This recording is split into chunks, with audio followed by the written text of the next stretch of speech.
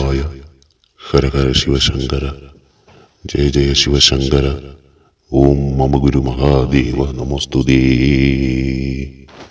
മഹാദേവനിലും ശിവഭൂസ്ഥാനിലും വിശ്വാസമർപ്പിച്ചിരിക്കുന്ന സജ്ജനങ്ങളെ, എല്ലാവർക്കും ഭഗവാന്റെ വലിയ അനുഗ്രഹങ്ങളും കൃപയും ഉണ്ടായിരിക്കുന്നതിലേക്കായി പ്രാർത്ഥിക്കുന്നു. ഭഗവാൻ മഹാദേവൻ എല്ലാവരെയും കാത്തുപരിപാലിച്ചു കൊള്ളട്ടെ. പ്രധാനപ്പെട്ട ഒന്ന് രണ്ട് അറിയിപ്പുകളും നിർദ്ദേശങ്ങളും നൽകുന്നതിന് വേണ്ടിയിട്ടാണ് ഇന്ന് ഇത്തരത്തിലൊരു പ്രഭാഷണം ചെയ്യുന്നത് തന്നെ.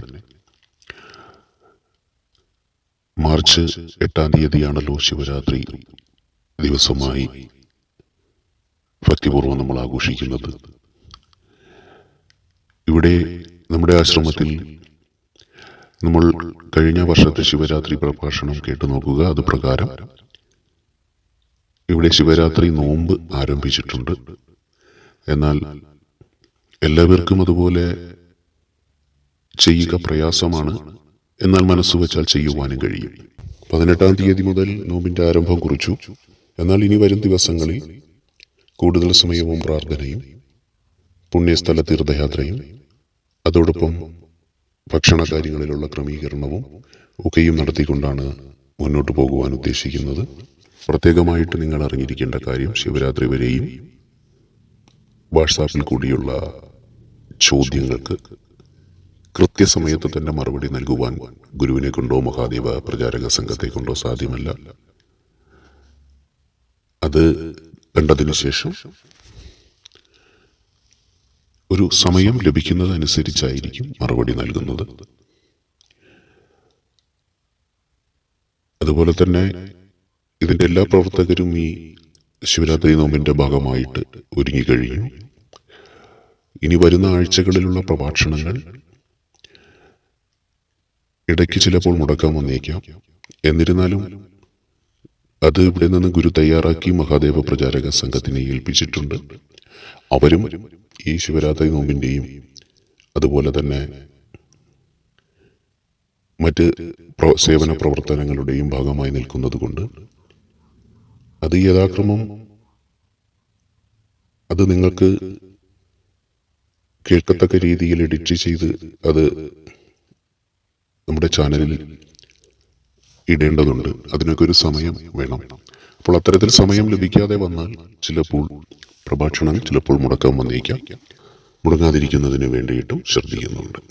കഴിഞ്ഞ ശിവരാത്രി അതിനോടനുബന്ധിച്ചുള്ള പ്രഭാഷണത്തിൽ ശിവരാത്രി നോമ്പ് എങ്ങനെയാണ് പൂർവികർ എടുത്തിരുന്നത് എന്നുള്ള കാര്യം കഴിഞ്ഞ വർഷത്തെ ശിവരാത്രിയോടനുബന്ധിച്ച് ചെയ്ത പ്രഭാഷണത്തിൽ ഗുരു വിശദമായി പറഞ്ഞിട്ടുണ്ട്. അത് ഇപ്പോഴും കേൾക്കാത്തവർ പോയി കേൾക്കുക. എന്നിരുന്നാലും ചുരുക്കി പറയുകയാണ്, കഴിവതും നിങ്ങൾ ഈ പ്രഭാഷണം കേട്ടതിന് ശേഷം കഴിവുള്ളവർ, ആരോഗ്യസ്ഥിതിയുള്ളവർ, ശാരീരികമായി വേറെ മറ്റു ബുദ്ധിമുട്ടുകളൊന്നുമില്ലാത്തവർക്ക് ഭക്ഷണ കാര്യത്തിൽ ക്രമീകരണം ചെയ്യണം. കാരണം നമ്മൾ ഭഗവാന്റെ നാമത്തിൽ നോമ്പെടുക്കുന്നത് ഭഗവാന്റെ അനുഗ്രഹം ലഭിക്കുന്നതിനുമപ്പുറം നമ്മുടെ ശരീരത്തിന്റെ ഈ ഒരു വർഷക്കാലത്തെ ആ ഒരു പ്രവർത്തനങ്ങളുടെ ഫലമായി ഉണ്ടായിട്ടുള്ള അഴുക്കുകളും അല്ലെങ്കിൽ മോശമായ കാര്യങ്ങളും അത് മനസ്സിനെയും ശരീരത്തിനെയും ശുദ്ധീകരിക്കുകയാണ് ചെയ്യുന്നത്. അപ്പോൾ അത്തരത്തിലുള്ള ഭക്ഷണത്തിന്റെ ക്രമീകരണത്തിൽ കൂടിയും നമസ്കാരങ്ങളിൽ കൂടിയും അത് പുറന്തള്ളപ്പെടുന്നുണ്ട്, മനസ്സ് ശുദ്ധമാക്കുന്നുണ്ട്. അങ്ങനെ ശിവരാത്രിക്ക് ശേഷം പുതിയൊരു വർഷത്തിലേക്ക് നമ്മൾ പ്രവേശിക്കുന്നു. അതുകൊണ്ട് തന്നെ ഓരോ ശിവരാത്രിക്ക് ശേഷവുമാണ് ഇവിടെ ആശ്രമത്തിന്റെ രീതി അനുസരിച്ച് ഒരു പുതുവർഷം തുടങ്ങുന്നത് തന്നെ. അതുകൊണ്ടാണ് ഏപ്രിൽ മുതൽ ഉള്ള ഇവിടുത്തെ ചില സേവന പ്രവർത്തനങ്ങളുടെ തീരുമാനങ്ങൾ അങ്ങനെ പോകുന്നത്. അതുകൊണ്ട് കഴിവതും നോൺ വെജ് കഴിക്കുന്നവർ അത് ഉപേക്ഷിക്കണം. പൂർണ്ണമായിട്ട് അത് മത്സ്യമാണെങ്കിലും ശരി, മാംസമാണെങ്കിലും ശരി, അത് ഉപേക്ഷിക്കുക. പുളിപ്പുള്ള പാനീയങ്ങൾ ഒഴിവാക്കണം, അധികം കഴിക്കാൻ പാടില്ല. പൂർണ്ണമായിട്ട് ഒഴിവാക്കണം എന്നുള്ളതല്ല, അധികമായിട്ട് കഴിക്കരുത്. വയറ് നിറച്ചുള്ള ഭക്ഷണം ഒഴിവാക്കുക. അരവയർ ആഹാരം കഴിക്കുക. അതായത് പകുതി വിശപ്പ് നിന്നോട്ടെ, പകുതി വിശപ്പ് കിടുന്ന രീതിയിൽ ആഹാരം കഴിക്കുക. പൂർണ്ണമായിട്ട് ഉപവസിക്കുവാൻ എല്ലാവരെ കൊണ്ടും സാധ്യമല്ല. കാരണം നിങ്ങളാരും അത് ശീലിച്ചിട്ടില്ല. നമ്മുടെ തന്നെ മറ്റു സഹോദരന്മാർ, മുസ്ലിം സഹോദരങ്ങളും ക്രിസ്തീയ സഹോദരങ്ങളും ഒക്കെയും അവർ പൂർവികരായിട്ട് ഇത്തരം ഉപവാസങ്ങൾ ചെയ്തു വന്നത് കാരണം അവർക്ക് അത് ചെയ്യുവാനുള്ള ആ ഒരു ശക്തി അവരിലുണ്ട്. എന്നാൽ നമ്മുടെയൊക്കെ ആൾക്കാർ പറഞ്ഞത് പ്രകാരം ഒരു ദിവസമോ അര ദിവസമോ ഒക്കെയേ നമ്മൾ ഉപവാസം ഇരുന്നിട്ടുള്ളൂ. ഉപവാസം എന്നതുകൊണ്ട് ഉദ്ദേശിക്കുന്നത് രണ്ടാമത്തെ വാസം എന്നാണ്. നമ്മൾ ആദ്യം വസിക്കുന്ന ഭൂമിയിൽ നമ്മൾ ഭഗവാനിലേക്ക് വസിക്കുന്നു ആ ഒരു സമയം മുഴുവൻ. അപ്പോൾ നമ്മൾ ഈ ഭൂമിയിൽ എന്തൊക്കെയാണോ നമ്മളെ അടിമപ്പെടുത്തിയിരിക്കുന്നത് അതിൽ നിന്നൊക്കെയും മനസ്സിനെ മാറ്റിക്കൊണ്ട് വേണം ഈ ഒരു കാലയളവ് വരെ, അടുത്ത മാർച്ച് 8-ാം തീയതി വരെയും അത് 9-ാം തീയതി രാത്രി വരെയും നിങ്ങൾ ഇരിക്കുവാനായിട്ട്. നിങ്ങളുടെ കഷ്ടതകൾ, ദുരിതങ്ങൾ, ഭക്ഷണത്തിനോടുള്ള പ്രിയം, നല്ല വസ്ത്രങ്ങളോടുള്ള പ്രിയം, ഇതൊക്കെയും ഈ ഒരു സമയം മാറ്റിവെച്ചിട്ട് നമ്മൾ ഇതൊന്നുമില്ലാത്തൊരവസ്ഥയിലേക്ക് എത്തേണ്ടതുണ്ട്. ഇതൊക്കെയും നമ്മുടെ ശരീരം നിലനിൽക്കുമ്പോൾ ഉള്ള ആവശ്യമാണ്. എന്നാൽ ഈ ഒരു നോമ്പിൻ്റെ കാലയളവിൽ നമ്മൾ നമ്മുടെ ശരീരത്തെ പോലും മറന്നുകൊണ്ട്, ശരീരത്തിന് ആവശ്യമുള്ള, അല്ലെങ്കിൽ ശരീരം എപ്പോഴും നിലവിളിക്കുന്നത് ഭക്ഷണം കൊണ്ടുപോയോ എന്നാണല്ലോ. വിശപ്പ് സഹിക്കാൻ വയ്യാത്ത ഒത്തിരി ആൾക്കാരുണ്ട്. വിശന്നു കഴിഞ്ഞാൽ ഭ്രാന്ത് പിടിക്കുന്ന പോലെയാണ്, കണ്ണിൽ കണ്ടതൊക്കെ എന്തെങ്കിലും എടുത്ത് കഴിക്കണമെന്ന് തോന്നും. അപ്പോൾ അത് ശരീരത്തിൻ്റെ പ്രക്രിയയാണ്. എന്നാൽ നമ്മൾ അതിനെയൊക്കെ ഒന്ന് നിയന്ത്രിക്കണം. അത് നിയന്ത്രിക്കാൻ പഠിക്കുന്നതോടുകൂടി നമ്മുടെ ജീവിതത്തിൽ ഉണ്ടാകുന്ന മറ്റ് ഏത് സാഹചര്യങ്ങളെയും നിയന്ത്രിക്കുവാൻ നമ്മെ കൊണ്ട് സാധിക്കും. അപ്പോൾ അങ്ങനെ ആ ഒരു നിയന്ത്രണം നമ്മൾ ഏർപ്പെടുത്തണം. അങ്ങനെ ശരീരത്തിൻ്റെയും മനസ്സിൻ്റെയും കൺട്രോൾ അത് നമ്മുടെ കൈകളിൽ, നമ്മുടെ ആത്മാവിൽ, നമ്മുടെ ചിന്തകളിൽ വരുന്നതിന് വേണ്ടിയിട്ടാണ് മനുഷ്യന് ഏറ്റവും കൂടുതൽ ആഗ്രഹത്തോടു കൂടി നിൽക്കുന്ന ഭക്ഷണത്തിൻ്റെ കാര്യത്തിൽ ഒരു നിയന്ത്രണം ഏർപ്പെടുത്തണമെന്ന് പറയുന്നത്. കൊതുകേറിയ ഭക്ഷണവും അല്ലെങ്കിൽ അല്പം വിശക്കുമ്പോൾ ഉണ്ടാകുന്ന കലിതുള്ളലുമൊക്കെയും നിയന്ത്രിച്ചുകൊണ്ട് നമ്മൾ അതിൽ നിന്ന് കുറച്ച് പിന്നോട്ട് മാറി അതിനോടുള്ള ആഗ്രഹത്തെ ഉപേക്ഷിച്ചുകൊണ്ട് പകരം അവിടെ ഭഗവാനെ ധ്യാനിച്ചുകൊണ്ട് ഇരിക്കുമ്പോൾ നമുക്കെല്ലാത്തിലും ഒരു നിയന്ത്രണമുണ്ടാകും. ഉപവാസങ്ങൾ കൊണ്ടോ അല്ലെങ്കിൽ 41 ദിവസത്തെ നോമ്പ് കൊണ്ടോ 51 ദിവസത്തെ നോമ്പ് കൊണ്ടോ ഒന്നും ആർക്കും ഇന്നുവരെ ശാരീരികമായ അസ്വസ്ഥതകളൊന്നും ഉണ്ടായിട്ടില്ല. നിങ്ങളത് ചെയ്യുന്നത് മൂലം നിങ്ങളുടെ ശരീരത്തിലെ അനാവശ്യമായ കൊഴുപ്പുകളും അതുപോലുള്ള തന്നെ മറ്റ് മാനസികമായ വിഷമങ്ങളും ഒക്കെയും മാറിപ്പോകുന്നതിന് വേണ്ടിയിട്ടാണ് ഇത്തരത്തിൽ നോമ്പുകൾ നമ്മുടെ പൂർവികർ ഉണ്ടാക്കി വച്ചിരിക്കുന്നത് തന്നെ. അപ്പോൾ ഇവിടെ പറയുന്നത് പ്രകാരം നിങ്ങൾ കഴിവതും 6 മണിക്ക് മുമ്പ് എഴുന്നേൽക്കാൻ നോക്കുക. എഴുന്നേറ്റതിന് ശേഷം നിങ്ങൾ മറ്റ് എന്തെങ്കിലും വ്യായാമമോ ഒക്കെ ചെയ്യുന്നവർ അത് ചെയ്തതിന് ശേഷം പതിവ് പോലെ തന്നെ കുളിക്കുക, മറ്റു കാര്യങ്ങളൊക്കെ ചെയ്യുക. നിങ്ങൾ കഴിക്കുന്ന ഭക്ഷണം കഴിക്കണ്ട എന്ന് പറയുന്നില്ല. നിങ്ങൾ കഴിക്കുമ്പോൾ അതിന് അളവ് കുറയ്ക്കുക. അങ്ങനെ അളവ് കുറച്ച് കൊണ്ടുവരിക. അളവ് കുറച്ച് കൊണ്ടുവരുന്ന നിങ്ങൾ ആ ഭക്ഷണത്തിനോടുള്ള പ്രിയം എല്ലാവർക്കും ഉണ്ട്. പക്ഷേ ഒരു ആർത്തി എന്ന് പറയുന്ന രണ്ടാമത്തെ ഒരു കാര്യമുണ്ട്. അതൊക്കെ മാറ്റിവെച്ചിട്ട് നിങ്ങൾ ഭക്ഷണം കഴിക്കാം. അതിനൊക്കെ ഒരു സമയക്രമം ഉണ്ടായിരിക്കണം. നിങ്ങൾക്ക് ഉച്ചയ്ക്കും കഴിക്കാം, വൈകുന്നേരവും കഴിക്കാം. അതൊന്നും പ്രശ്നമുള്ള കാര്യമല്ല. എന്നാൽ ഏതെങ്കിലും ഒരു നേരം കഴിക്കാതിരിക്കാൻ നോക്കിയാലും നല്ലത് തന്നെ. പക്ഷേ കഴിക്കുന്നതിൻ്റെ അളവ് ചുരുക്കുക. അളവ് ചുരുക്കുമ്പോൾ അത് അരവയറാഹാരമാക്കി കുറയ്ക്കണം. അതുപോയിട്ട് തന്നെ നിങ്ങൾ കൃത്യമായിട്ടും രാവിലെയും വൈകുന്നേരവും നമഃശിവായ ജപിക്കണം, ശിവസ്തോത്രങ്ങൾ ചൊല്ലണം, അറിയാവുന്ന മന്ത്രങ്ങൾ ചൊല്ലണം. ഇവിടെ മറ്റു പലർക്കും ഒരു വർഷം ജപിക്കുവാനായി മന്ത്രം നൽകിയിട്ടുണ്ട്. അതൊക്കെ കൃത്യമായിട്ട് ജപിക്കണം. ആർക്കും ഉപദ്രവകരമായ ഒരു കാര്യവും ചെയ്യുവാൻ പാടുള്ളതല്ല. കഴിവതും നമ്മുടെ മേക്കിട്ട് കയറാൻ വന്നാലും അല്ലെങ്കിൽ നമുക്ക് ഉപദ്രവമാകുന്ന രീതിയിൽ വന്നാലും കണ്ണടച്ചും അത് മനസ്സുകൊണ്ട് ക്ഷമിച്ചും സൗമ്യമായിട്ട് പിന്മാറുക. വീട്ടിലുള്ളവരുമായി പ്രശ്നങ്ങൾ ഉണ്ടാക്കരുത്. വീട്ടിൽ പ്രശ്നങ്ങളുള്ളവരുണ്ട്, അതിൽ നിന്നൊക്കെയും ഒഴിഞ്ഞു നിൽക്കണം. ഈ സമയം നമ്മൾ നമ്മുടെ പ്രശ്നങ്ങളുടെ കൂടെ അല്ല നിൽക്കുന്നതെന്ന ബോധ്യം വേണം. നമ്മൾ ഭഗവാനൊപ്പമാണ് നിൽക്കുന്നത്. ഭഗവാനിൽ പ്രശ്നങ്ങൾ ഇല്ല. അതുപോലെ കഴിവതും സഹായങ്ങൾ ചെയ്യുവാൻ അവരവരുടെ കഴിവ് പോലെ ഒരാളെ സന്തോഷിപ്പിക്കുവാനോ തന്നാൽ കഴിയുന്നത് ചെയ്യുവാൻ കഴിയുന്ന ഒരു സാഹചര്യം ഉണ്ടായാൽ അത് ചെയ്യണം. ഇങ്ങനെ എല്ലാ രീതിയിലും നമ്മുടേതായ ആഗ്രഹങ്ങൾക്കും നമ്മുടേതായ സുഖങ്ങൾക്കും അപ്പുറം മറ്റൊരാളുടെ സുഖങ്ങൾക്കും ആഗ്രഹങ്ങൾക്കും അനുസരിച്ച് നമ്മൾ ജീവിക്കുന്നു. നമ്മൾ ഭഗവാനായി ജീവിക്കുകയാണ്. ഭഗവാൻ ഒരിക്കലും ഭഗവാന്റെ സുഖമല്ല അന്വേഷിച്ചത്, ഭഗവാന്റെ ഭക്തരുടെ സുഖമാണ് അന്വേഷിച്ചത്. അപ്പോൾ ഈ നോമ്പ് കാലത്ത് നമ്മൾ ചെയ്യേണ്ടത്, നമ്മൾ മറ്റുള്ളവരുടെ സുഖം അന്വേഷിക്കണം. അവർക്ക് വേണ്ടി ഒരു അര മിനിറ്റ് നേരമെങ്കിലും അല്ലെങ്കിൽ ഒരു 30 സെക്കൻഡ് നേരമെങ്കിലും നമ്മൾ മറ്റുള്ളവരെ സന്തോഷിപ്പിക്കുവാൻ കഴിഞ്ഞാൽ അപ്പോൾ നമ്മൾ ഭഗവാനായി തീരുകയാണ്, ഭഗവാനെ പോലെ ആവുകയാണ്. അതിനാണ് വർഷത്തിൽ ഈ കുറച്ച് സമയം നമ്മൾ നോമ്പെടുക്കണമെന്ന് പറയുന്നത്. ബാക്കി മുഴുവൻ ദിവസവും നമുക്ക് വേണ്ടി തന്നിട്ടുണ്ട്. നമുക്ക് എന്ത് വേണോ എങ്ങനെ വേണോ ജീവിക്കാം, സ്വാതന്ത്ര്യത്തോടുകൂടി ജീവിക്കാം. അതിന് ഭഗവാൻ അനുവാദവും തന്നിട്ടുണ്ട്. അപ്പോൾ നിങ്ങൾ ഇത്തരത്തിൽ ചെയ്യുകയാണെങ്കിൽ നിങ്ങൾ 5 യാമങ്ങളുണ്ട്. ഈ 5 യാമങ്ങളിലായി നിങ്ങൾ ഓരോ യാമത്തിലും 108 പ്രാവശ്യം നമഃശിവായ ജപിക്കുക. അത് കഴിഞ്ഞ ആ ഒരു ശിവരാത്രി പ്രഭാഷണത്തിൽ പറഞ്ഞിട്ടുണ്ട്. ഇനി നിങ്ങൾക്ക് യാമങ്ങൾ കണ്ടെത്തുവാൻ ബുദ്ധിമുട്ടാണ്, അതിന് പഞ്ചാംഗം വേണം, അല്ലെങ്കിൽ ഒരു പഞ്ചാംഗം ഗണിക്കുന്ന അതറിയാവുന്ന ഒരാൾ നോക്കി പറയണം. അപ്പോൾ ഓരോ ദിവസത്തെയും യാമത്തെ നോക്കി പറഞ്ഞു തരിക, എഴുതി തരിക, അത് ബുദ്ധിമുട്ടാണ്. അപ്പോൾ അങ്ങനെ 5 യാമങ്ങൾ നിങ്ങൾക്ക് കണ്ടുപിടിക്കാൻ ബുദ്ധിമുട്ടുണ്ടെങ്കിൽ 5 നേരങ്ങളിലായി ചെയ്താലും മതി. ആ സമയവും കൂടി ഇവിടെ പറയുന്നുണ്ട്. അപ്പോൾ അങ്ങനെ 108 പ്രാവശ്യം നിങ്ങൾ നമഃശിവായ ജപിച്ച ശേഷം ഓരോ യാമങ്ങളിൽ അല്ലെങ്കിൽ ഓരോ നേരത്തും ജപിച്ചതിന് ശേഷം നിങ്ങൾ പഞ്ചനമസ്കാരം എന്ന് പറയുന്നതുണ്ട്. അത് നിങ്ങൾ ചെയ്യണം കൃത്യമായിട്ട്. അത് ചെയ്യേണ്ടത് കൈ മുകളിലേക്ക് ഉയർത്തി കൂപ്പി ഭഗവാനെ ധ്യാനിച്ച് 5 പ്രാവശ്യം കൂടി നമഃശിവായ ചൊല്ലുക. അതായത് 5 നേരങ്ങളിലായി ചെയ്യുന്ന കാര്യമാണ് പറയുന്നത്. അതിൽ ഓരോ നേരവും ചെയ്യേണ്ട കാര്യമാണ് ഗുരു പറഞ്ഞു തരുന്നത്. അപ്പോൾ ആദ്യം നമ്മളൊരു നേരം രാവിലെയാണെങ്കിൽ 108 പ്രാവശ്യം നമഃശിവായ ജപിച്ച ശേഷം എന്ത് ചെയ്യണം? നമ്മൾ ഇരുന്നു കൊണ്ടാണ് ജപിക്കുന്നതെങ്കിലോ നിന്നുകൊണ്ടാണ് ജപിക്കുന്നതെങ്കിലോ അതിനുശേഷം കൈ മുകളിലേക്ക് ഉയർത്തി കൂപ്പണം. 2 കൈയും കൂപ്പി വെച്ച ശേഷം ഭഗവാനെ ധ്യാനിച്ചുകൊണ്ട്, ഭഗവാന്റെ ശിവലിംഗ രൂപം ധ്യാനിച്ചുകൊണ്ട് 5 പ്രാവശ്യം കൂടി നമഃശിവായ എന്ന് ചൊല്ലുക. അതിനുശേഷം ചെയ്യേണ്ടത് മുട്ടുകുത്തിയിരിക്കണം. പിന്നെ നമ്മൾ മുട്ടുകുത്തിയിരുന്ന് കൈ മുന്നോട്ട് നീട്ടണം. നമ്മൾ മുട്ടുകുത്തി ഇരുന്നിട്ട് മുട്ടിന്മേലിരിക്കാൻ പറ്റാത്തവർ ഇരിക്കണ്ട, അല്ലാതെ നിന്നുകൊണ്ട് കൈ മുന്നോട്ട് നീട്ടിയാലും മതി.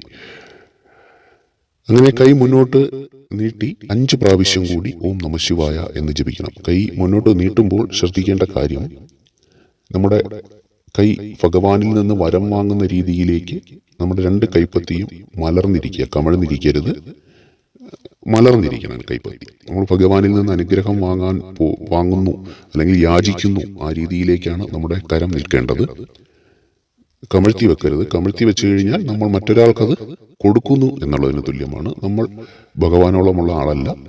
അപ്പോൾ നമ്മൾ കൈ കമഴ്ത്തി വെച്ച് കഴിയുമ്പോൾ നമ്മളിൽ നിന്ന് അനുഗ്രഹമോ നമ്മളിൽ നിന്നുള്ള എന്തെങ്കിലും മറ്റൊരാൾക്ക് കൊടുക്കുന്നു എന്നുള്ളതാണ്. പക്ഷെ ഇപ്പോൾ നമ്മൾ ഈ നോമ്പുകാലത്ത് ഭഗവാനിൽ നിന്ന് നമ്മൾ അനുഗ്രഹം വാങ്ങുകയാണ്. അപ്പോൾ ചെയ്യേണ്ടത് മുട്ടുകുത്തി ഇരുന്നതിന് ശേഷം 2 കൈയും മുന്നോട്ട് നീട്ടി കൈ മലർത്തി, കൈപ്പത്തി മലർത്തി വെക്കുക. അതിനുശേഷം 5 പ്രാവശ്യം കൂടി നമഃശിവായ ജപിക്കണം. ശേഷം ചെയ്യേണ്ടത് മുട്ടുകുത്തി നെറ്റി നിലത്ത് മുട്ടി നമസ്കരിച്ച ശേഷം നമ്മൾ മുട്ടുകുത്തിയതിനു ശേഷം നമ്മുടെ നെറ്റി എന്ന് പറയുന്നത് വളരെ വിശേഷപ്പെട്ട ഒരു സ്ഥാനമാണ്. അത് നമ്മുടെ നിലത്ത് മുട്ടണം. ഈ നിലത്ത് മുട്ടുന്ന സമയത്ത് നമ്മുടെ പെരുവിരലുകളും നിലത്ത് മുട്ടിയിരിക്കണം. അപ്പോൾ അതുവഴി നമ്മുടെ ഭൂമിയുമായിട്ടുള്ള ഊർജവും നമ്മുടെ ശരീരത്തിൽ നിന്നുള്ള ഊർജവും ഒരു സർക്കുലേഷനിൽ കൂടി കാൽ വഴി നമ്മുടെ നെറ്റിയിൽ കൂടി കടക്കുകയും നെറ്റിയിൽ കൂടി നല്ലൊരു ഊർജം അകത്തേക്ക് വരികയും, അത് ശാസ്ത്രീയമാണ്, അതിനെക്കുറിച്ച് വിശദമായി പിന്നീട് പറയാം. അങ്ങനെ മുട്ടുകുത്തി നെറ്റി നിലത്ത് മുട്ടി നമസ്കരിച്ച ശേഷം ദണ്ഡ നമസ്കാരം ചെയ്യണം. അതായത് ദണ്ഡ നമസ്കാരം എന്ന് പറയുന്നത് നിലത്ത് കമിഴ്ന്ന് കിടക്കണം. കമിഴ്ന്ന് കിടക്കുമ്പോൾ ശ്രദ്ധിക്കേണ്ട കാര്യം, നമ്മുടെ നെറ്റി, താടി, അത് കഴിഞ്ഞിട്ട് നെഞ്ച്, വയറിന്റെ ഭാഗം, ഉദരഭാഗം, കാൽമുട്ടുകൾ, കാൽവിരലുകൾ, കൈ കമഴ്ത്തി ഭൂമിയിലേക്ക് വെക്കുക, കൈ നിവർത്തി. ഇങ്ങനെ ഈ ഭാഗങ്ങളെല്ലാം നിലത്ത് മുട്ടിയിരിക്കുന്ന രീതിയിലാണ് ഈ ദണ്ഡ നമസ്കാരം എന്നതുകൊണ്ട് ഉദ്ദേശിക്കുന്നത്. ഇങ്ങനെ നിലത്ത് കമിഴ്ന്ന് കിടക്കണം. കമിഴ്ന്ന് കിടന്ന് 5 പ്രാവശ്യം കൂടി ഓം നമഃശിവായ ജപിച്ചതിന് ശേഷം എഴുന്നേൽക്കാം. ഇങ്ങനെ ഒരു യാമത്തിൽ 7 എണ്ണം ചെയ്യണം. അതായത് ഈ പറഞ്ഞതുപോലെ 7 എണ്ണം ചെയ്യണം. അങ്ങനെ 5 യാമത്തിൽ ചൊല്ലുമ്പോഴാണ് അത് പഞ്ച നമസ്കാരമായിട്ട് ഇവിടെ നമ്മുടെ ആശ്രമത്തിന്റെ നിയമപ്രകാരവും മഹാദേവന്റെ നിർദ്ദേശപ്രകാരവുമുള്ള പഞ്ചനമസ്കാരമായി തീരുന്നത്. ഇനി നമുക്ക് യാമങ്ങൾ ചെയ്യാൻ കഴിയില്ല എങ്കിൽ ദിവസവും രാവിലെ, ഉച്ചയ്ക്ക്, വൈകിട്ട് 4 മണിക്ക് ശേഷം, ഈ രാവിലെയും ഉച്ചയ്ക്കും സമയമില്ല, നിങ്ങൾക്ക് എപ്പോഴാണോ രാവിലെ സമയം അപ്പോൾ ചെയ്യാം. ഉച്ചയ്ക്കും അതുപോലെ ഒന്ന് ചെയ്യാം. വൈകിട്ട് 4 മണിക്ക് ശേഷം ചെയ്യാം. സന്ധ്യയ്ക്ക് 6:30 മുമ്പ് ഒരെണ്ണം ചെയ്യണം. വൈകിട്ട് 4 മണിക്ക് ശേഷം ചെയ്തു കഴിഞ്ഞാൽ സന്ധ്യയ്ക്ക് 6:30 മുമ്പും പിന്നെ രാത്രി നിങ്ങൾ ഉറങ്ങുന്നതിന് മുമ്പും. അതേ സമയമില്ല, എപ്പോഴാണെങ്കിലും നിങ്ങൾക്ക് ചെയ്യാവുന്നതാണ്. ഇതിൽ ചില സമയങ്ങൾ ജോലിക്ക് പോകുന്ന ആൾക്കാരുണ്ട്. വൈകിട്ട് 4 മണിക്ക് ശേഷം എന്ന് പറയുന്നത് ചിലപ്പോൾ ഉച്ചയ്ക്ക് ചെയ്യാൻ പറ്റാത്ത ആൾക്കാരുണ്ട്. രാവിലെയും വൈകുന്നേരവും മാത്രമേ ചെയ്യാൻ പറ്റൂ, അങ്ങനെയുള്ള ആൾക്കാരുണ്ട്. അപ്പോൾ അതിൽ നിങ്ങൾ വിഷമിക്കുകയൊന്നും വേണ്ട. നിങ്ങൾ രാവിലെയും വൈകുന്നേരവുമായിട്ട് ഇത് ചെയ്താലും മതി, നമ്മുടെ സാഹചര്യങ്ങൾ അങ്ങനെയാണെങ്കിൽ. അതല്ല നമ്മൾ നിൽക്കുന്ന സ്ഥലത്തോ നമ്മൾ വീട്ടിലോ ഉണ്ടെങ്കിൽ നമുക്കിത് ചെയ്യുന്നത് കൊണ്ട് കുഴപ്പമില്ല. അപ്പോൾ ഈ ദണ്ഡ നമസ്കാരവും മുട്ടുകുത്തി ഇരിക്കുവാനും പറ്റാത്തവർ ഈ പറയുന്ന സമയങ്ങളിൽ ഈ പറഞ്ഞതുപോലെ നിന്നുകൊണ്ട് കൈ മുകളിലേക്ക് ഉയർത്താൻ ആർക്കും കുഴപ്പമില്ല, അങ്ങനെ പ്രാർത്ഥിക്കാം. അതിനുശേഷം കൈ മുന്നോട്ട് നീട്ടി പ്രാർത്ഥിക്കാം. അതിനുശേഷം ഭഗവാനെ നിന്നുകൊണ്ട് തന്നെ നമസ്കരിച്ചതിന് ശേഷം പ്രാർത്ഥിക്കാം. വീണ്ടും ഇത് ഒരു 7 പ്രാവശ്യം ചെയ്താൽ മതിയാകും. അപ്പോൾ ഒന്നുകൂടി ഗുരു പറയുന്നു, 5 യാമങ്ങളിൽ അല്ലെങ്കിൽ 5 നേരങ്ങളിലായിട്ട് ഭഗവാനെ 108 പ്രാവശ്യം നമഃശിവായ ജപിക്കുക. ശേഷം നിന്നുകൊണ്ട് കൈ മുകളിലേക്ക് ഉയർത്തി കൂപ്പി ഭഗവാനെ ധ്യാനിച്ച് 5 പ്രാവശ്യം കൂടി നമഃശിവായ ജപിക്കണം. അതിനുശേഷം മുട്ടുകുത്തിയിരുന്ന് കൈ മുന്നോട്ട് നീട്ടി ഭഗവാനിൽ നിന്ന് അനുഗ്രഹം വാങ്ങുന്ന രീതിയിൽ 5 പ്രാവശ്യം കൂടി നമഃശിവായ ജപിച്ച ശേഷം മുട്ടുകുത്തി നെറ്റി നിലത്ത് മുട്ടി നമസ്കരിച്ച് നിവർന്ന ശേഷം ദണ്ഡ നമസ്കാരം, അതായത് നിലത്ത് കമിഴ്ന്ന് കിടന്ന് ചെയ്ത് എഴുന്നേൽക്കണം. ഈ പറഞ്ഞ കാര്യങ്ങൾ ഇങ്ങനെ ചെയ്യുമ്പോൾ അത് 1 വട്ടം ചെയ്തു കഴിഞ്ഞു. ഇതേപോലെ നിങ്ങൾ ഒരു നേരം അല്ലെങ്കിൽ ഒരു യാമത്തിൽ 7 എണ്ണം ചെയ്യണം. അങ്ങനെ 5 യാമത്തിലായിട്ട് അല്ലെങ്കിൽ 5 നേരമായിട്ട് നിങ്ങൾ ഇത് ചെയ്യുക. അതായത് ഒന്നുകൂടി പറയുന്നു, 108 പ്രാവശ്യം നമഃശിവായ ജപിച്ച് അതിനുശേഷം കൈ മുകളിലേക്ക് ഉയർത്തി കൂപ്പി ധ്യാനിച്ച് 5 പ്രാവശ്യം കൂടി നമഃശിവായ ചൊല്ലി പിന്നെ മുട്ടുകുത്തിയിരുന്ന് കൈ മുന്നോട്ട് നീട്ടി 5 പ്രാവശ്യം കൂടി നമഃശിവായ ജപിച്ച ശേഷം ദണ്ഡ നമസ്കാരം ചെയ്ത് നമഃശിവായ ജപിച്ചെഴുന്നേൽക്കുമ്പോൾ 1-ാമത്തെ നമസ്കാരമായി. ഒരു നേരത്തെ 1-ാമത്തെയായി. വീണ്ടും ഇതുപോലെ ചെയ്യുമ്പോൾ രാവിലെ അല്ലെങ്കിൽ ഒരു യാമത്തിലുള്ള 2-ാമത്തെ നമസ്കാരമായി. വീണ്ടും ചെയ്യുമ്പോൾ 3-ാമത്തെ നമസ്കാരമായി. ഇങ്ങനെ ഇതൊരു 7 എണ്ണം നിങ്ങൾ ഒരു പ്രാവശ്യം ചെയ്യുക. ഇങ്ങനെ 7 എണ്ണം വഹിച്ചിട്ട് 5 പ്രാവശ്യം ചെയ്യുക.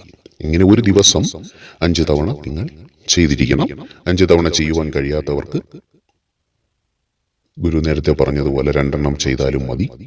ഇനി അതല്ല, രാവിലെയും 7 എണ്ണം ചെയ്യുവാൻ കഴിഞ്ഞു, വൈകുന്നേരവും 7 എണ്ണം ചെയ്യുവാൻ കഴിയുന്നു എന്നുണ്ടെങ്കിൽ നിങ്ങൾ 2 നമസ്കാരം ചെയ്തു കഴിഞ്ഞു. ബാക്കിയുള്ള 3 നമസ്കാരങ്ങൾ നിങ്ങൾ ഓരോ നമസ്കാരവും 7 എണ്ണം വെച്ച് ഒരുമിച്ച് ചെയ്യാൻ കഴിയുമെങ്കിൽ ചെയ്താലും കുഴപ്പമില്ല. അപ്പോൾ നിങ്ങൾ ക്ഷീണിച്ചു പോകും. കാരണം എഴുന്നേൽക്കണം, നമസ്കരിക്കണം, മുട്ടുകുത്തണം, ദണ്ഡ നമസ്കാരം ചെയ്യണം. അപ്പോൾ അത് സമയമെടുത്ത് അവരവരുടെ മനസ്സുപോലെ ചെയ്താലും കുഴപ്പമില്ല. ഇതാണ് ശിവരാത്രിയോടനുബന്ധിച്ചുള്ള നോമ്പുമായിട്ട് ബന്ധപ്പെട്ട നമസ്കാരം എന്ന് പറയുന്നത്. ഇത് ഇവിടെ ഞങ്ങളെല്ലാവരും ചെയ്യുന്നുണ്ട്. അതുപോലെ തന്നെ മഹാദേവ പ്രചാരക സംഘം പറഞ്ഞ പ്രകാരം കുറച്ചു ജനങ്ങളും ഇത് ചെയ്യുന്നുണ്ട്. കഴിഞ്ഞ പ്രാവശ്യത്തെ പ്രഭാഷണം കേട്ടവരും അത് ചെയ്യുന്നുണ്ട്. ഇനി ഇതൊന്നും ചെയ്യുവാൻ കഴിയില്ല, ദണ്ഡ നമസ്കാരം ചെയ്യുവാൻ കഴിയില്ല, ഇത്രയും ദിവസം ഇതുപോലെ ഭക്ഷണം ക്രമീകരിച്ച് കഴിയുവാൻ കഴിയില്ല, അങ്ങനെയുള്ളവർ സാധാരണ രീതിയിൽ നമഃശിവായ ജപിക്കുക. ഒരു ദിവസം പോലും നമഃശിവായ മുടങ്ങരുത്. എന്തൊക്കെ പ്രശ്നമുണ്ടെങ്കിലും നമഃശിവായ മുടങ്ങരുത്. സ്ത്രീകളാണെങ്കിൽ അവർക്ക് ആർത്തവം എന്ന് പറയുന്ന ഒരു കാര്യമുണ്ടാകും. ആ സമയത്തൊന്നും നിങ്ങൾ വിഷമിക്കേണ്ട, നിങ്ങൾക്ക് നമഃശിവായ ജപിക്കാം. നിങ്ങൾ അങ്ങനെ ജപിച്ച് കൊണ്ടിരിക്കുക. അതിനുശേഷം നിങ്ങൾക്ക് കഴിയുമെങ്കിൽ ശിവരാത്രിയോടനുബന്ധിച്ച് നമ്മുടെ പൂർവികർ പറഞ്ഞിരിക്കുന്നത് പോലെ ഒരു നേരത്തെ ആഹാരവും കഴിച്ച് ശിവക്ഷേത്രങ്ങളിൽ പോയി അവിടുത്തെ യാമപൂജകളിൽ പങ്കെടുത്ത് നിങ്ങൾക്ക് ശിവമന്ത്രങ്ങൾ കേട്ടും, ഈ ശിവരാത്രി ദിവസങ്ങളിൽ ചില ക്ഷേത്രങ്ങളിൽ ഉറക്കം പോകാൻ വേണ്ടി കലാപരിപാടികളൊക്കെ വെക്കുന്നുണ്ട്. അത് ഗുരുവൊന്നും പറയുന്നില്ല. പക്ഷെ നിങ്ങൾ കഴിവതും ഭഗവാന്റെ മുന്നിലിരിക്കുക. ഭഗവാന്റെ മുന്നിലിരുന്ന് ഭഗവാൻ നാമങ്ങൾ ഉരുവിട്ടുകൊണ്ട് ആ രാത്രി വിളിപ്പിക്കുക. അതിനുശേഷം നിങ്ങൾക്ക് പഴയതുപോലുള്ള ജീവിത സാഹചര്യങ്ങൾ മെല്ലെ മെല്ലെ ആരംഭിക്കാം, ഒരുമിച്ച് ആരംഭിക്കരുത്. ഈ പറഞ്ഞതുപോലെ ഇപ്പോൾ ഗുരു പറയുന്നത് കേട്ടിട്ട് രാവിലെ അല്പം ഭക്ഷണം കഴിക്കുന്നു. ചില ആൾക്കാർ രാവിലെ ഒന്നും കഴിക്കാതെ ഇരിക്കും. ചില ആൾക്കാർ ഒരു നേരമേ കഴിക്കത്തുള്ളൂ. ചില ആൾക്കാർ ഉച്ചയ്ക്ക് മാത്രം ഇച്ചിരി കഞ്ഞി കഴിച്ചെന്നിരിക്കാം. അപ്പോൾ അങ്ങനെയൊക്കെയുള്ള രീതിയിലേക്ക് ഇത് മാറുകയാണെങ്കിൽ നിങ്ങൾ ഇതെല്ലാം കഴിഞ്ഞതിന് ശേഷം പിന്നെ പെട്ടെന്നൊരു ദിവസം പൊടുന്നനെ നിങ്ങൾ ആഹാരത്തിൻ്റെ അളവ് കൂട്ടരുത്. നിങ്ങൾക്ക് പഴയതുപോലെ ആകാൻ അത് ഓരോ സ്റ്റെപ്പ് ബൈ സ്റ്റെപ്പായിട്ട് കുറേശ്ശെ നിങ്ങൾ കഴിച്ച് മുന്നോട്ട് പോകണം. അപ്പോൾ ഇങ്ങനെയൊക്കെ പൂർവികർമാർ ചെയ്തിരുന്നതിൻ്റെ കാരണം എന്ന് പറയുന്നത് തന്നെ നമ്മുടെ മനുഷ്യന്റെ ആരോഗ്യത്തെ മുൻനിർത്തിക്കൊണ്ടാണ്. മനുഷ്യൻ ആരോഗ്യവാനായി ജീവിക്കണമെന്നവർ ആഗ്രഹിച്ചത് കൊണ്ടാണ്. അപ്പോൾ അത് ഭഗവാനെ കൂടി സാക്ഷി നിർത്തി നമ്മൾ ചെയ്യുമ്പോൾ നമ്മളിൽ നല്ല അനുഗ്രഹവും ഉണ്ടാകും. അപ്പോൾ അനുഗ്രഹം ഉണ്ടാകുന്നതിനോടൊപ്പം തന്നെ നമ്മുടെ മനസ്സ് ശുദ്ധമാകും, ശരീരവും ശുദ്ധമാകും. ചില രോഗാവസ്ഥകളൊക്കെ ഉള്ള അവർക്ക്, പ്രഷർ, കൊളസ്ട്രോൾ ഇങ്ങനെയൊക്കെ ഉള്ളവർക്കും, അല്ലെങ്കിൽ മറ്റ് സാധാരണ ജീവിതശൈലി രോഗങ്ങളൊക്കെ ഉള്ളവരിൽ നിന്ന് അതൊക്കെ മാറിപ്പോകുന്നതിന് വേണ്ടിയിട്ട് ഇത്തരത്തിലുള്ള ഉപവാസങ്ങളും നോമ്പുമൊക്കെ സഹായിക്കുന്നുണ്ട്. നമ്മുടെ ശരീരം ഒരു മെഷീനാണ്, ഒരു ഫാക്ടറിയാണ്, അത് ഗുരു പറഞ്ഞിട്ടുണ്ട്. അതിങ്ങനെ നമ്മൾ ജനിക്കുന്ന സമയം മുതൽ അത് വർക്ക് ചെയ്തുകൊണ്ടിരിക്കുന്നു. അതുപോലെ നമ്മൾ കഴിക്കുന്ന എല്ലാ ഭക്ഷണത്തെയും എല്ലാത്തിനെയും ഈ ഭൂമി അമ്മ എങ്ങനെയാണോ ഈ ഭൂമിയിലുള്ള സകലതും സ്വീകരിച്ച് എത്രയോ ഫാക്ടറികളിലൂടെ വർക്ക് ചെയ്യുന്നു, അതിൻ്റെ വിഷപ്പുകകൾ പ്രകൃതി സ്വീകരിക്കുന്നു, അതിനെ മാറ്റിക്കളയുന്നു. അതുപോലെ നദികൾ മലിനമാകുന്നു, മലിനതയെയും മാറ്റിക്കളയുന്നു. എന്നിട്ട് എല്ലാത്തിനെയും ശുദ്ധമാക്കി, ഈ ഓക്സിജൻ മലിനമാകുന്നുണ്ട്, അതെല്ലാം മാറ്റിയിട്ട് അതിനെ കഴിവതും ശുദ്ധമാക്കിക്കൊണ്ട് നമുക്ക് തരുന്നു. അപ്പോൾ ഇതെല്ലാം ചെയ്യുന്നതിനിടയ്ക്ക് പ്രകൃതി തന്നെ ഒരു ശുദ്ധീകരണം നടത്തുന്ന ദിവസമാണ് കർക്കിടക മാസം എന്ന് ഗുരു നേരത്തെ പറഞ്ഞിട്ടുണ്ടായി. ആ സമയത്ത് ഈ മാലിന്യങ്ങളെ എല്ലാം നീക്കി ഒരു വസന്തത്തെ മുന്നിൽ തരുന്നതാണ്. അപ്പോൾ ആ സമയത്താണ് മനുഷ്യന് കൂടുതൽ രോഗാവസ്ഥകളും ഒക്കെ സംഭവിക്കുന്നതെന്നും ഗുരു പറഞ്ഞിട്ടുണ്ട്. ഇതുപോലെ നമ്മുടെ ശരീരവും നമ്മുടെ ഈ ഒരു വർഷത്തെ മാലിന്യങ്ങളെ നീക്കം ചെയ്യുന്നതിനാണ് ഈ ഒരു നോമ്പ്, ഉപവാസം എന്നിവ കൊണ്ട് ഉദ്ദേശിക്കുന്നത്. അപ്പോൾ ആ സമയത്ത് നിങ്ങൾക്ക് ചില അസ്വസ്ഥതകളൊക്കെ ഉണ്ടാകാം. ചിലപ്പോൾ ഭക്ഷണം കഴിക്കാതെ ഇരിക്കുമ്പോൾ ദേഷ്യം വന്നെന്നിരിക്കാം, ചിലർക്ക് തലവേദനകൾ ഉണ്ടായെന്നിരിക്കാം. അപ്പോൾ അത്തരത്തിലുള്ള അസ്വസ്ഥതകൾ വരും. അത് 1-2 ദിവസം കഴിയുമ്പോൾ അത് മാറിപ്പോകും. ഇവിടെ കൃത്യമായിട്ട് പറയുകയാണെങ്കിൽ ആശ്രമത്തിൽ ഈ പറഞ്ഞ 51 ദിവസം എന്ന് പറയുന്നത് നമ്മൾ അതിനു മുമ്പ് 51 ദിവസം മുമ്പ് തുടങ്ങി. പിന്നെ അതൊരു മണ്ഡലകാലത്തിലേക്ക് എത്തും. 41 എന്നെത്തുമ്പോൾ വീണ്ടും അതിന് കഠിനത കൂടി അങ്ങനെ വരുന്നുണ്ട്. അങ്ങനെ വന്ന് പിന്നെ അതൊരു 18 ദിവസം ശിവരാത്രിക്കുള്ളപ്പോൾ പിന്നെ അതിന് ഈ ഭക്ഷണം തന്നെ എന്ന് പറയുന്നത് നമ്മൾ ഒരു നേരമാക്കി മാറ്റാറുണ്ട്. അപ്പോൾ അങ്ങനെ അത് അത്രയും ശീലിച്ച് വരുന്നവർക്ക് നടക്കുന്നൊരു കാര്യമാണ്. അങ്ങനെ നിങ്ങൾ ചെയ്യണമെന്നല്ല ഗുരു പറയുന്നത്. നിങ്ങളുടെ ഇഷ്ടം, ഭഗവാൻ ആ ഒരു സ്വാതന്ത്ര്യം നമുക്ക് തന്നിട്ടുണ്ട്. നമ്മൾ മറ്റു ഉള്ള ആൾക്കാർ പോലെ നമുക്കൊരു കൃത്യമായി അത് ചെയ്യണം, അല്ലെങ്കിൽ അങ്ങനെ ഒരു ഓർഡർ അത് നമുക്കില്ല. ഒരു നിർദ്ദേശം അല്ലെങ്കിൽ ഒരു ഉത്തരവ് നമുക്കില്ല. നീ അത് ചെയ്തേ പറ്റൂ, അല്ലെങ്കിൽ നിന്നെ ഞാൻ അനുഗ്രഹിക്കില്ല, അങ്ങനെ നമ്മുടെ ഭഗവാൻ അപ്പൻ പറഞ്ഞിട്ടില്ല. നിന്റെ ആരോഗ്യം, നിന്റെ സ്ഥിതി, നിന്റെ പരിസ്ഥിതികൾ, നിന്റെ വരുമാന മാർഗം, നിന്റെ ജീവിത സാഹചര്യങ്ങൾ ഇതെല്ലാം നോക്കിയിട്ട് നിന്റെ കഴിവ് പോലെ നീ ഈ ഒരു കാലം നീ ചെയ്താൽ മതി. അപ്പോൾ ഇതാണ് ശിവരാത്രിയിൽ ഗുരുവിന് ഇപ്പോൾ പറയാനുള്ളത്. ആ കഴിഞ്ഞ ശിവരാത്രിയിലെ പ്രഭാഷണം കൂടി കേട്ട് കഴിഞ്ഞ് ഇതുകൂടി കേൾക്കുമ്പോൾ കുറച്ചുകൂടി കാര്യങ്ങൾ വ്യക്തമാകും. അപ്പോൾ ഗുരു വീണ്ടും പറയുന്നു, ഇതുപോലെ ചെയ്യുവാൻ കഴിയാത്തവർക്ക് സാധാരണ രീതിയിൽ ഭക്ഷണത്തിന്റെ അളവ് കുറച്ച് ജീവിക്കുക. നമസ്കാരമൊന്നും ചെയ്യുവാൻ കഴിയാത്തവർക്ക് നിങ്ങൾ ശിവരാത്രി ദിവസം നോമ്പെടുത്താലും മതി. മറ്റൊരു കാര്യം കൂടി, ഇത് ഇനി മുതൽ അങ്ങോട്ട് എല്ലാ ദിവസവും നിങ്ങൾ ഭസ്മധാരണം കൃത്യമായി ചെയ്യുക. നല്ല ഭസ്മം കിട്ടുന്നത് വാങ്ങുക. അത് നിങ്ങളുടെ കൈകളുടെ ഇരുവശവും നെറ്റിയിലും ഗുരു പറഞ്ഞതുപോലെ കഴുത്തിന് പുറകിലും കാൽമുട്ടിലുമൊക്കെയും ഭസ്മം ധരിക്കുക. ഇത് ഇങ്ങനെ ധരിക്കുന്നത് മുഖേന നമ്മൾ ഭഗവാനെ പ്രതിനിധീകരിക്കുകയാണ്. ഭഗവാൻ നമ്മിൽ വന്ന് വസിക്കുന്നത് പോലെയാണ് നമ്മൾ ഭസ്മധാരണം എന്നതുകൊണ്ട് ഉദ്ദേശിക്കുന്നത്. നമ്മുടെ എല്ലാ മേഖലകളിലും ഭഗവാന്റെ അനുഗ്രഹമുണ്ട് എന്നുള്ളത്. അപ്പോൾ ഈ ഒരു ശിവരാത്രി കാലയളവ് വരെയെങ്കിലും നിങ്ങൾ ഈ പറഞ്ഞ ഭാഗങ്ങളിലൊക്കെ ഭസ്മം ധാരണം ചെയ്യണം, നമഃശിവായ ജപിക്കുന്നതിനൊപ്പം തന്നെ. അതുകൊണ്ട്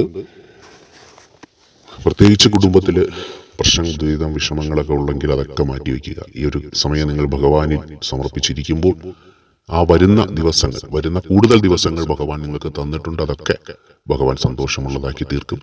നിങ്ങൾക്ക് ഇതിലെന്തെങ്കിലും സംശയം ഉണ്ടെങ്കിൽ വാട്സാപ്പിൽ ചോദിക്കാം. നേരത്തെ പറഞ്ഞതുപോലെ ഇവിടുത്തെ ഉപവാസം, നോമ്പ്, പ്രാർത്ഥന, അതുപോലെ തന്നെ ഈ ശിവരാത്രി നോമ്പ് കാലത്ത് ഇവിടെ ആശ്രമത്തിന്റെ രീതി അനുസരിച്ച്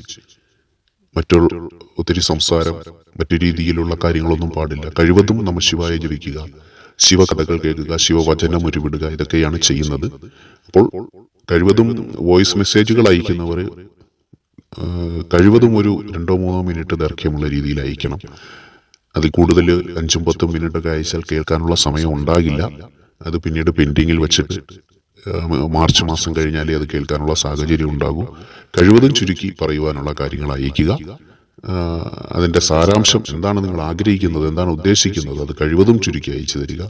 അതനുസരിച്ചുള്ള മറുപടി ഇവിടുത്തെ പ്രാർത്ഥനയ്ക്കും പൂജകൾക്കും ശേഷം സമയം ലഭിക്കുന്നതനുസരിച്ച് നൽകും. അതുകൊണ്ട് ഇനി അങ്ങോട്ടുള്ള ദിവസങ്ങൾ മുഴുവൻ പ്രാർത്ഥനകളാണ്. എല്ലാവർക്കും വേണ്ടി പ്രാർത്ഥിക്കുന്നുണ്ട്. ഈ ഒരു വർഷക്കാലം അല്ലെങ്കിൽ ഇതിന്റെ തുടക്കം മുതൽ ഇവിടെ നിൽക്കുന്ന അനവധി പേരുണ്ട്. അവരെല്ലാവരും മഹാദേവ പ്രചാരക സംഘത്തിന്റെയും സ്വയംഭൂസാന്റെയും ഭാഗമാണ്. എല്ലാവർക്കും വേണ്ടി ഇവിടുത്തെ പ്രത്യേക പ്രാർത്ഥനകളിൽ പേര് പറഞ്ഞു തന്നെ പ്രാർത്ഥിക്കുന്നുണ്ട്. അവരുടെ ആവശ്യങ്ങൾ നിരത്തി വച്ച് ഭഗവാന്റെ മുന്നിൽ നിർത്തി തന്നെ പ്രാർത്ഥിക്കുന്നുണ്ട്. ഈ ഒരു മാർച്ച് 8-ാം തീയതി വരെ നടക്കുന്ന ഈ ഒരു പ്രാർത്ഥനയിൽ എല്ലാവരെയും ഗുരു ആരെയും മറന്നിട്ടില്ല, എല്ലാവർക്കും വേണ്ടി പ്രാർത്ഥിക്കുന്നു. എല്ലാവരുടെയും ലിസ്റ്റ് ഇവിടെ ഉണ്ട്. പ്രത്യേകിച്ച് പുതിയതായി വന്നവരുടെ എല്ലാം മഹാദേവ പ്രചാരക സംഘം എഴുതി വെച്ചിട്ടുണ്ട്. അവർക്ക് വേണ്ടി പ്രത്യേക ആരതി, അത് പോയിട്ട് അവർക്ക് വേണ്ടിയുള്ള അവരുടെ ആഗ്രഹ സാഫല്യങ്ങൾ, അതിനുവേണ്ടിയുള്ള പ്രാർത്ഥന, അവർക്ക് മഹാദേവന്റെ സംരക്ഷണം ഉണ്ടാകുന്ന രീതിയിലുള്ള പ്രാർത്ഥന, ഇതൊക്കെയും ഇവിടെ ഗുരു ചെയ്യുമ്പോൾ നിങ്ങൾ നമഃശിവായ എന്നുള്ള ആ ഒരു മഹാമന്ത്രം നിങ്ങൾ എല്ലാ ദിവസവും ജപിക്കുവാൻ ഓർമ്മിക്കണം. അതിനൊരു മുടക്കവും വരുത്തരുത്. കാരണം നിങ്ങൾക്കൊക്കെ വേണ്ടി ഇവിടെ ഗുരു പ്രാർത്ഥിക്കുമ്പോൾ അത് ആർക്കു വേണ്ടിയാണോ പ്രാർത്ഥിക്കുന്നത് ആ ഫലം നിങ്ങൾക്ക് കിട്ടുന്നതിന് വേണ്ടി നിങ്ങൾ നമഃശിവായ ജപിക്കുക. ഈ ഒരു ശിവരാത്രി ദിവസം വരെയും ആ ഒരു നീണ്ട കാലയളവ് ഒന്നുമില്ല, അതുവരെയും നിങ്ങൾ നമഃശിവായ ജപിച്ച് ഭസ്മധാരണം ചെയ്യുക. അത് ആയാസമുള്ള ജോലിയൊന്നുമല്ല. എല്ലാവർക്കും സന്തോഷങ്ങൾ ഉണ്ടാകുന്നതിന് വേണ്ടി ഭഗവാൻ അനുഗ്രഹിക്കട്ടെ. നിങ്ങളിൽ എല്ലാവർക്കും സന്തോഷവും സമാധാനവും ഉണ്ടാകുന്നതിന് വേണ്ടി തന്നെ ഗുരു ഇവിടെ പ്രാർത്ഥിക്കുന്നുണ്ട്. എല്ലാവരിലും ഭഗവാന്റെ വലിയ അനുഗ്രഹവും കൃപയും ഉണ്ടായി നിങ്ങളുടെ എല്ലാ ആഗ്രഹങ്ങളും സാധിച്ചുകൊണ്ടും എല്ലാ സംരക്ഷണവും നൽകിക്കൊണ്ടും ഭഗവാൻ അനുഗ്രഹിക്കും. ജീവിതത്തിൽ വലിയ കാര്യങ്ങൾ ഭഗവാൻ ചെയ്തു തന്നവരുണ്ട്. എന്നാൽ ചെറിയ ബുദ്ധിമുട്ടുകൾ വരുമ്പോൾ അതിൽ ഭഗവാനെ കുറ്റം പറയാതെ നോക്കണേ. ഭഗവാൻ ചെയ്ത വലിയ കാര്യങ്ങളെ ഓർക്കണം, അതിന് നന്ദി പറയണം. നമ്മളത് മറന്നുകൊണ്ട് നമ്മൾ മറ്റൊരു സ്ഥലത്തേക്ക് പോകുമ്പോൾ അത് ഭഗവാൻ വിഷമം ഉണ്ടാക്കും. കാരണം സ്വന്തം മക്കളെ പോലെ, അല്ലെങ്കിൽ എൻ്റെ പ്രിയപ്പെട്ടവനെ പോലെ, പ്രിയപ്പെട്ടവളെ പോലെ, എൻ്റെ മകളെ പോലെ ഞാൻ അവനെ അല്ലെങ്കിൽ അവളെ സംരക്ഷിച്ചു, അവരുടെ ആഗ്രഹങ്ങൾ സാധിച്ചു. അവനൊപ്പം നിൽക്കുമ്പോഴും മറ്റൊരു ഭഗവാൻ പറയുന്നുണ്ട്, വിഗ്രഹങ്ങളിലേക്ക് പോകരുത്, വിഗ്രഹങ്ങൾ വേണ്ട, അതിന് പകരമാണെന്നൊക്കെ ഞാൻ എൻ്റെ സൂക്ഷ്മരൂപം തന്നിട്ടുള്ളത്. എന്തെങ്കിലും വേണം ഭഗവാനെ, ഞാൻ എന്ത് കാണാതെയാണ് ആരാധിക്കേണ്ടതെന്ന് ഭക്തന്മാർ ചോദിച്ചു. ഭഗവാൻ പറഞ്ഞതാണത്. നിങ്ങൾ ഒരു വിഗ്രഹത്തിലോ ഒരു രൂപത്തിന്റെ മുന്നിലോ പോയി കുമ്പിടരുത്, അപേക്ഷകൾ സമർപ്പിക്കരുത് എന്നുള്ളത്. അപ്പോഴാണ് ഭക്തന്റെ ആഗ്രഹം മനസ്സിൽ വന്നത്, എനിക്കൊന്നുമില്ലാതെ ഞാൻ എന്തിനാണ് ഒന്നുമില്ലായ്മയിൽ നോക്കി പ്രാർത്ഥിക്കുമ്പോൾ എൻ്റെ മനസ്സ് വിട്ടുപോകുന്നു. പക്ഷെ എനിക്ക് എന്തെങ്കിലും ഒന്നിന് മനസ്സിനെ സമർപ്പിക്കുവാൻ തരണം. ആ ഒരു പ്രാർത്ഥന കണ്ടുകൊണ്ടാണ് ഭഗവാൻ പ്രപഞ്ചത്തിലെ സൂക്ഷ്മ രൂപമായ ജ്യോതിർലിംഗത്തിന്റെ സൂക്ഷ്മ രൂപമായ ശിവലിംഗമായിട്ട് നമ്മുടെ മുന്നിൽ നിൽക്കുന്നത്. ആ ഒരു ശിവലിംഗ രൂപം പണ്ടുള്ളവർ സ്വയം ഉണ്ടാക്കി പ്രാർത്ഥിച്ചിരുന്നു, സ്വയം നിർമ്മിച്ച് പ്രാർത്ഥിച്ചിരുന്നു. മറ്റാരും ഉണ്ടാക്കി നൽകിയതല്ല, അവർ തന്നെ സ്വയം ഉണ്ടാക്കി പ്രാർത്ഥിച്ചിരുന്നു. അത് അങ്ങനെയാണ്. അപ്പോൾ ആ ഒരു രൂപം ഭഗവാൻ നമുക്ക് തന്നിട്ടുണ്ട്. അപ്പോൾ അങ്ങനെയൊക്കെ നമ്മൾ ഭഗവാനെ ആശ്രയിച്ച് നിൽക്കുമ്പോൾ മറ്റു പല രൂപങ്ങളിലും പോയിട്ട്, മറ്റു പലയിടത്തും പോയിട്ട് വീണ്ടും ചെറിയ പ്രശ്നങ്ങൾ വരുമ്പോൾ നേരത്തെ ഭഗവാൻ അയ്യോ എൻ്റെ ഈ പ്രാർത്ഥന കേട്ടില്ല എന്ന് പറഞ്ഞു പോകുമ്പോൾ, ഇതാണ് ഭഗവാന്റെ ചെറിയ പരീക്ഷണം എന്ന് പറയുന്നത്. എന്നിൽ തന്നെ നിൽക്കുന്നുണ്ടോ, അത് ഭഗവാൻ നോക്കും. എന്നിൽ തന്നെ നിൽക്കുന്നുണ്ടോ? പക്ഷെ പെട്ടെന്ന് ചഞ്ചലമായ മനസ്സുമായി മറ്റെടുത്ത് പോകുന്നു. അങ്ങനെ ആകെ എല്ലാം കൂടി പ്രശ്നമായി മാറും. അപ്പോൾ അങ്ങനെയൊന്നും വേണ്ട. ഭഗവാൻ നമുക്ക് ചെയ്തു തന്നിട്ടുള്ള നന്മകളെ ഓർത്താൽ മതി. ഭഗവാൻ കൈവിടില്ല. നിനക്ക് എന്ത് ആവശ്യമുണ്ടെന്ന് ഭഗവാൻ കണ്ടു കഴിയുമ്പോൾ അത് നൽകും. അതല്ല, നിനക്ക് ഈ സാഹചര്യങ്ങളിൽ കൂടി കടന്നു പോകാൻ കഴിയുമെന്നുണ്ടെങ്കിൽ ഭഗവാൻ അത് ആ വഴി കടത്തിക്കൊണ്ടു പോകും. എല്ലാത്തിനും ഒരു സമയമുണ്ട്. ആ സമയത്ത് കൃത്യമായി ഭഗവാന്റെ ഇടപെടൽ ഉണ്ടാകും. ഉണ്ടായിട്ടുള്ളവരുണ്ട്. ഇവിടുത്തെ അനുഭവങ്ങൾ അങ്ങനെയാണ്. അതുകൊണ്ട് ചഞ്ചലമായ മനസ്സുകൾ മാറ്റിവെക്കണം. എല്ലാവരിലും ഭഗവാന്റെ അനുഗ്രഹം വരട്ടെ, അതിനുവേണ്ടി പ്രാർത്ഥിക്കുന്നുണ്ട്. ഇനിയുള്ള ദിവസങ്ങൾ നമ്മൾ ഇവിടെ 18-ാം തീയതി മുതൽ, മകരസംക്രാന്തിക്ക് ശേഷം 18-ാം തീയതി മുതൽ ശിവരാത്രിയുമായി ബന്ധപ്പെട്ട നോമ്പ് ഇവിടെ തുടങ്ങി. ഇനി അതിൻ്റെ വലിയ രീതിയിലുള്ള അല്ലെങ്കിൽ കൂടുതൽ രീതിയിലുള്ള പ്രാർത്ഥനകളും അതിൻ്റെതായ നോമ്പിൻ്റെതായ രീതിയിൽ ഉപവാസങ്ങൾ, നമസ്കാരം, ഇതെല്ലാം കൂടുതലായി പോകുന്ന സമയമാണ്. അപ്പോൾ അത് അറിയിച്ചതാണ്. കാരണം നിങ്ങളെ കൊണ്ട് പറ്റുന്ന രീതിയിൽ, ഇപ്പോൾ ഈ പറഞ്ഞ ദിവസം മുഴുവനും അല്ലെങ്കിൽ അത് ഒരു 41 ദിവസം പറ്റില്ല, 51 പറ്റില്ല, 41 പറ്റില്ല, അല്ലെങ്കിൽ ഒരു 21 ദിവസമാക്കുക. അത് പറ്റിയില്ലെങ്കിൽ ഒരു 10-11 ദിവസം, അല്ലെങ്കിൽ 5 ദിവസം നോക്കാം. അതിലും കഴിയാത്തവർക്ക് ശിവരാത്രി ദിവസമായ 2 ദിവസമെങ്കിലും നിങ്ങൾക്ക് അത്തരത്തിൽ ശരീരത്തെ ക്രമീകരിക്കാം. ഇതിനൊന്നും കഴിയാത്തവർക്ക് ഭസ്മധാരണം ചെയ്ത് നമഃശിവായ ജപിക്കാം. ഇതുപോലെ സ്വതന്ത്രമായിട്ട് നിങ്ങൾക്ക് ഭഗവാനിൽ എത്തിച്ചേരാനും ഭഗവാനെ ആരാധിക്കുവാനുള്ള ഒന്ന് മറ്റു ഒരിടത്തുമില്ല.